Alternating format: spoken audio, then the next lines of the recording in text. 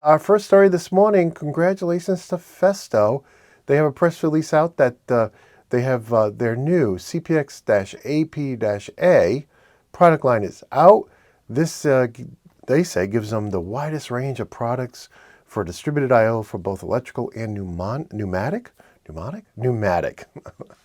And with that, you can tell it's Monday, right? It's not Monday, it's Thursday. Um, in any case, very interesting announcement. I want to show you a picture of what it looks like. So I didn't find the picture here. And actually, when I was looking at this, I'm like, this looks like the CPX API that Festo came on our podcast all the way back in, actually, the automation demo, episode 6 from 2021. And let me blow this up here for you. There it goes. So you can see it here, what it looks like. Okay, and this was originally labeled Tech Tips 2.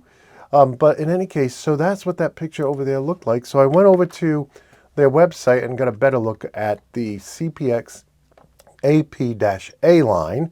So you can see it looks like a rack of on-machine distributed I/O versus the standalone pieces, which was the I.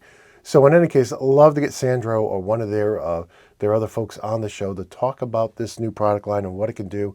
I know if we go back to the podcast, what we're showing in here is actually how to build the system and then integrate it right into Studio 5000, which I thought was pretty cool.